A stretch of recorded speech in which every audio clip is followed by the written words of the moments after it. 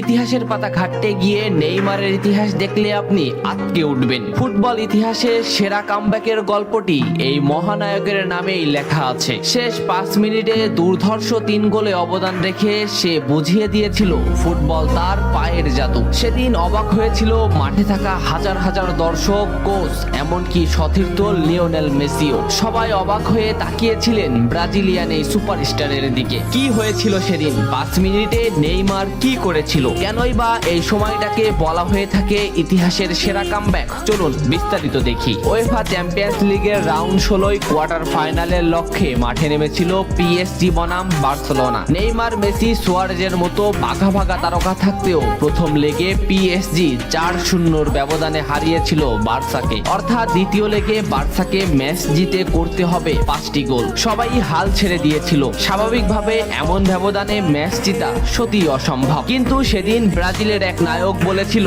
এটা সম্ভব, আমরা এটা করে দেখাবো। যেভাবেই হোক না কেন আমরা দলকে ম্যাচ জেতাতে চাই। 2017 সালের 8 মার্চ অনুষ্ঠিত হয় এই ম্যাচের দ্বিতীয় লেগ। ম্যাচের শুরু থেকেই ক্ষিপ্ততা আর দক্ষতা দেখাতে শুরু করেন নেইমার। এই ম্যাচে যেন আবির্ভাব হয় কোনো এক নতুন নেইমারের। এই নেইমারকে তো কেউ চেনে না। ম্যাচের 3 মিনিটেই লুইস সুয়ারেজ পেয়ে যায় প্রথম গোলের দেখা। এরপর নেইমারের ক্ষিপ্ততায় একের পর এক আক্রমণ সাজাতে থাকে বার্সা। এদিন যেন নেইমারকে কোনোভাবেই আটকাতে পারছিল না পিএসজি। নেইমারকে আটকাতে একের পর এক ফাউলই বেছে নিয়েছিল তারা। ম্যাচের 40 মিনিটে লেভিনের আত্মঘাতী গোলে বার্সা পায় দ্বিতীয় গোলের দেখা। ম্যাচের 50 মিনিটে ক্ষিপ্ত থাকা নেইমারকে ডি বক্সের ভিতর ফাউল করে ফেলে দেওয়া হয়। এতে বার্সা পেয়ে যায় পেনাল্টিতে গোল করে দলকে এগিয়ে নেন লিওনেল মেসি। তবে যেমনটা ভাবছিলেন এই ম্যাচের গল্প ফুটবল বিধাতা তেমন ভাবে লেখেননি। 62 মিনিটে বার্সার কফিনে শেষ প্যারাটা পুড়ে দেন এডিনসন কাভানি। এতেই স্তব্ধ হয়ে যায় ক্যাম্প নু।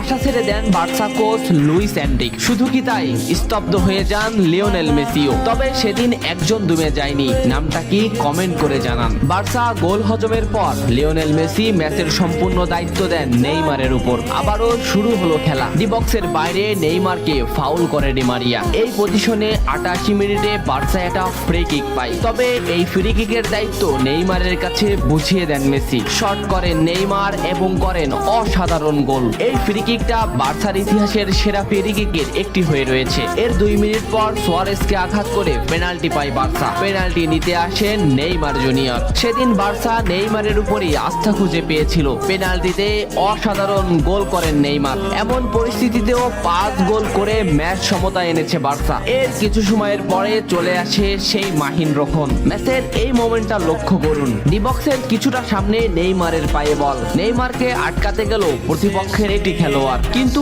নেইমার শর্ট মোমেন্ট নিয়েও শট না করে বলটির সামনে আগালেন। এই মোমেন্টটা লক্ষ্য করুন। নেইমার একবার গোলের দিকে তাকালেন। এতেই সে বুঝে ফেলেছে কোথায় বলটি দিতে হবে। নেইমার শট নিলেন।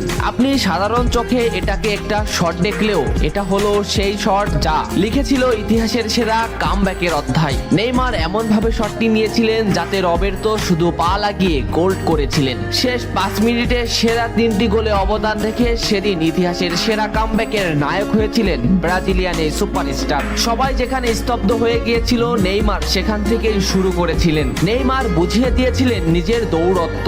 ইতিহাসের সেরা কামব্যাকটা বার্সা নেইমারকেই উৎসর্গ করেছিল। এ ম্যাচে নেইমারের পারফরমেন্স ছিল আকাশচুম্বী। মাঠে থাকা দর্শকরা শুধু নেইমারের দিকেই তাকিয়েছিলেন। নেইমার এমনই, যখন জ্বলে ওঠে তখন সব পুড়িয়ে দেয়, সব তছনছ করে ফেলে। ইতিহাসের সেরা কামব্যাকের নায়ক সেদিন পিএসজি কে হারিয়ে বার্সার সমর্থকদের মুখে হাসি ফুটিয়েছিলেন। বার্সা ফ্যানরা কি এদিনের কথা ভুলে গেছে? নেইমারকে ভোলা যায় না। নেইমারের এই অবদানের কথা ভুলতে হলে ফুটবলকেই ভুলতে হবে। ফুটবল আর নেইমার এমনই, এরা আপনাকে কাঁদাবে হাসাবে, আবার কখনো